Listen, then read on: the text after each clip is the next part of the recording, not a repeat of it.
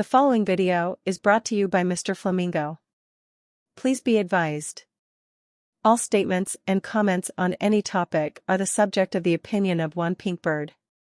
Thank you and subscribe. Tonight, 11 p.m. The amount will be $50 million. $50 million? And who you think you kidnapped, Chelsea Clinton? Keep him talking. All right. Oh, that's right. The clap comes first. All right. Clap again. Mr. Flamingo reviews time.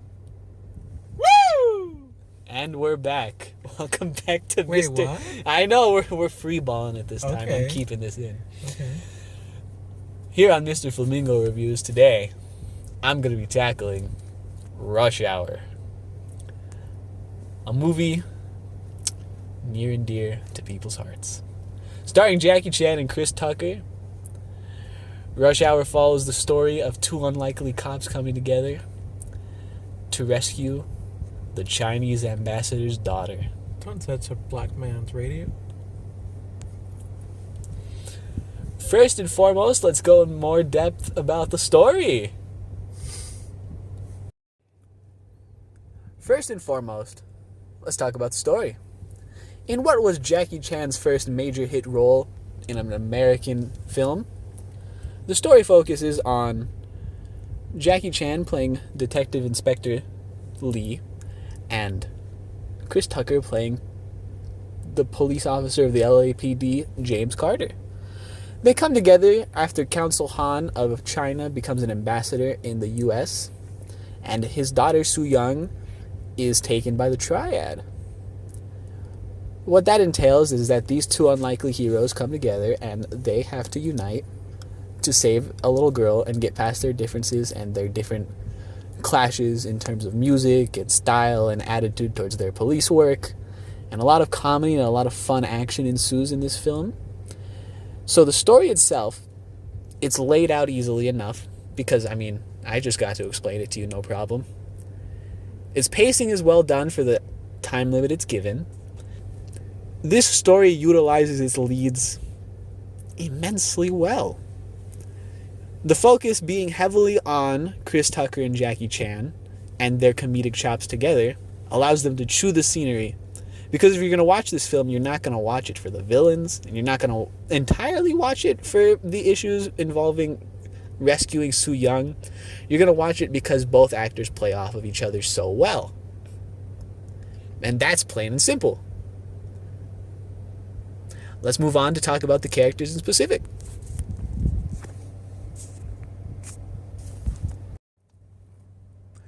In terms of the characters of this film, Jackie Chan, of course, headlines as Chief Inspector Lee, a much more serious and focused police officer. Lee came to America after hearing that Su Young needs help.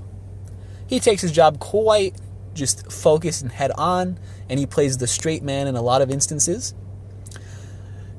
Lee, as a character, has a perfect little arc about having to loosen up and try and enjoy his life a little bit more because he's been so focused and dived so deep into police work. Comment?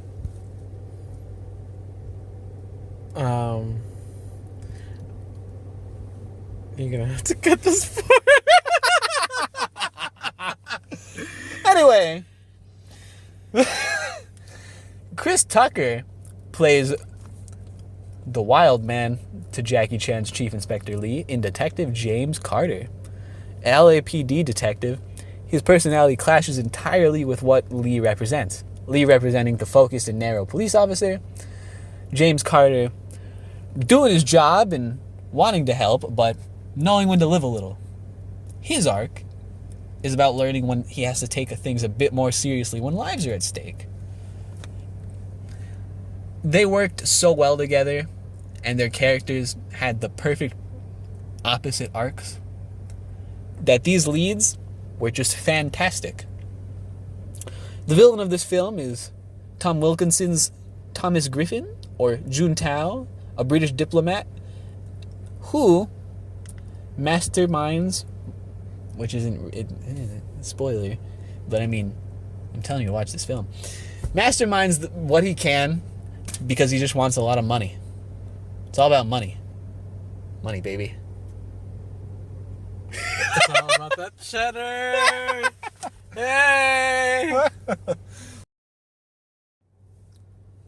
This film, while serving as a caveat to bring Jackie Chan to the front stage of an American-produced production, does that, and does that quite well. How about Chinese government? It pairs him up nicely with Chris Tucker, who had been popular off of the backs of likes of Money Talks and Friday, co-starring with the likes of Ice Cube. But all of that aside, this film enjoys itself. This film has the room to breathe.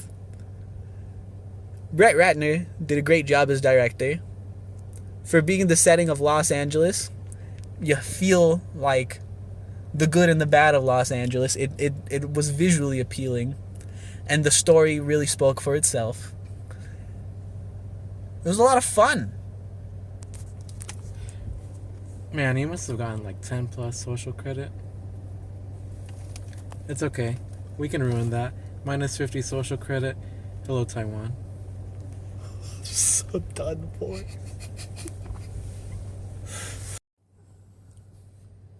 In the end, if you are a big fan of the likes of Jackie Chan or Chris Tucker, and you just want a buddy cop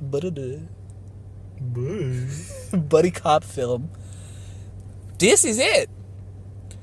With a fun story that doesn't take away from the leads who chew the scene and just enjoy what they're doing the whole time. Good action, good set pieces, just an overall fun film experience. This is definitely a film for you. Or if you're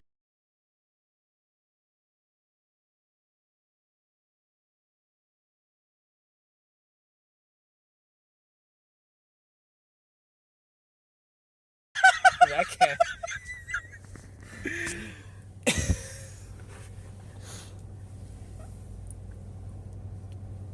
Thank you. Thank you and subscribe.